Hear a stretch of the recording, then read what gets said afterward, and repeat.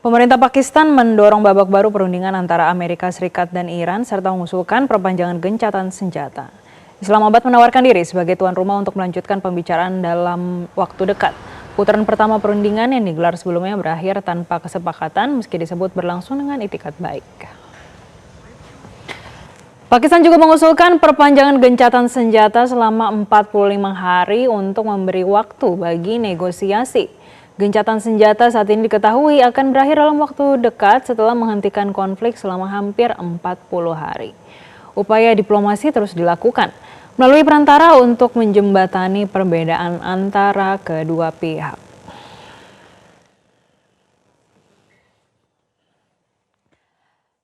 Sejumlah negara Teluk atau Gulf Country terus melakukan upaya untuk meredakan ketegangan di Timur Tengah yang mulai menyeret negara-negara Teluk seperti Mesir dan Uni Emirat Arab. Menteri Luar Negeri Mesir, Badar Abdelati misalnya, langsung melakukan pertemuan dengan Menteri Luar Negeri Amerika Serikat Marco Rubio pada hari Senin di Washington DC, Amerika Serikat.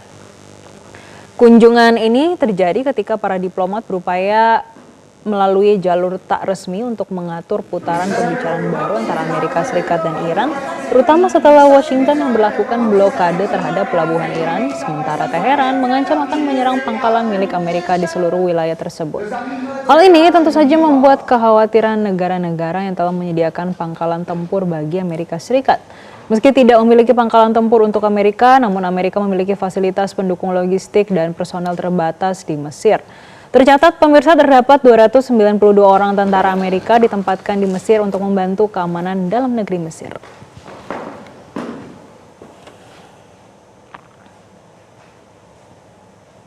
Sementara putra mahkota Uni Emirat Arab Sheikh Khalid bin Mohammed bin Zayed Al Nahyan mengakhiri kunjungan kenegaraan resminya ke Tiongkok pada hari Selasa.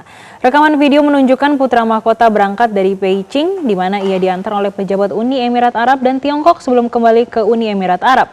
Menurut kantor berita Emirates, selama pembicaraan dengan Presiden Tiongkok Xi Jinping, kedua pihak juga membahas perkembangan regional dengan Presiden Tiongkok menyampaikan 4 poin proposal untuk promosikan perdamaian dan stabilitas di Timur Tengah, diantaranya menekan pentingnya kerjasama regional di antara negara-negara Teluk dan pentingnya mendukung keamanan tanpa tekanan militer dan eksternal. Ketegangan di Selat Hormuz meningkat setelah Amerika Serikat resmi memberlakukan blokade maritim terhadap pelabuhan-pelabuhan Iran. Puluhan kapal tanker minyak dan kapal kargo tertahan di Selat Hormuz pada hari kedua blokade maritim Amerika Serikat terhadap pelabuhan Iran. Gangguan di jalur yang memasok 20% energi global mulai memicu guncangan hebat di pasar internasional. Presiden Donald Trump menyebut aksi ini sebagai respon atas pungutan liar Iran, sembari mengancam akan menghancurkan kapal militer yang mendekat. Pihak Teheran mengklaim kendali penuh atas wilayah tersebut, sementara Tiongkok mengecam keras langkah Amerika Serikat sebagai tindakan yang tidak bertanggung jawab. Selain lonjakan harga minyak mentah, keterlambatan pengiriman pupuk dan gandum kini mengancam ketahanan pangan global.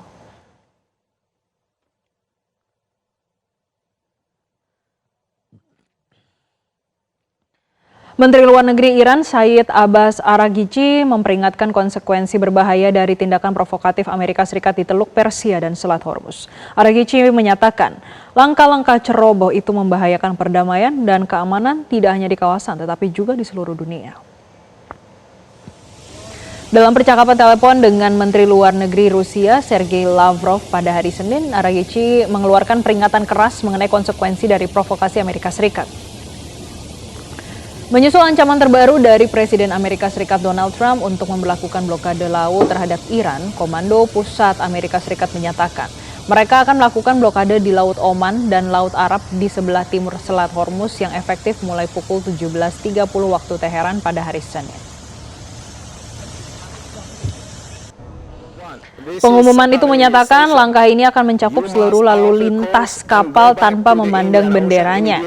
Iran dengan tegas menolak setiap upaya Amerika Serikat yang tidak sah untuk mencampuri perairan kedaulatan Iran. Militer Iran memperingatkan setiap ancaman terhadap pelabuhan negara tersebut akan memicu respon regional yang lebih luas dengan menyatakan tidak ada pelabuhan di Teluk Persia atau Laut Oman yang akan tetap aman jika pelabuhan Iran menjadi sasaran. Letnan Kolonel Ibrahim Zul Al-Fakari mengatakan dalam sebuah pernyataan dalam hari Senin kalau memastikan keamanan di dua perairan strategis tersebut adalah tanggung jawab bersama. Sekutu NATO pun menolak untuk berpartisipasi dalam blokade Amerika Serikat di Selat Hormuz. This is Iranian Sepah Navy. If you see any warship in your vicinity. Ancaman Donald Trump memblokade jalur pelayaran Selat Hormuz dijawab Iran dengan aturan undang-undang baru yang mengatur navigasi di Selat Hormuz. Iran menegaskan semua kapal baik pengiriman barang hingga kapal wisata yang melalui jalur Selat Hormuz harus membayar. اختصاصاً مسئله کنترل نظارت و مدیریت راهبری کشتی‌ها شناورهایی که حاوی هر محموله‌ای باشن. اینجا دقت کنید، اینجا خودش یک موضوعه.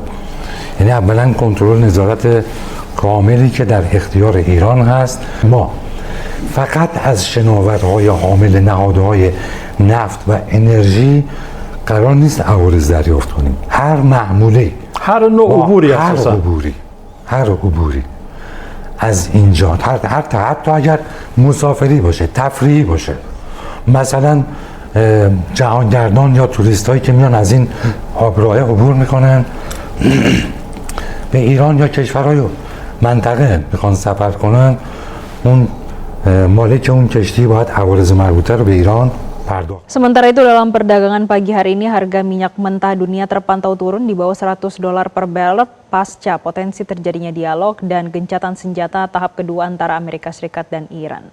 Pemirsa, dalam pantauan perdagangan hari ini harga minyak mentah WTI terpantau berada di level $90,69 per barrel, melemah tipis 0,65%, sementara harga minyak mentah Brent berada di level $94,66 per barrel atau melemah 0,14%.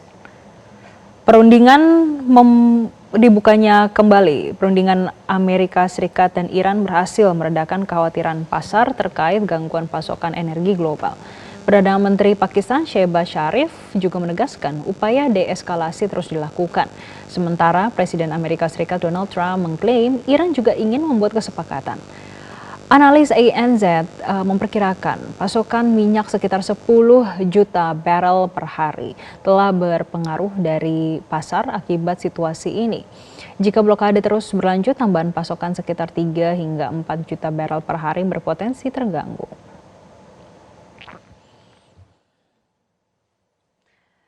Jelajahi cara baru mendapatkan informasi. Download Metro TV Extend sekarang.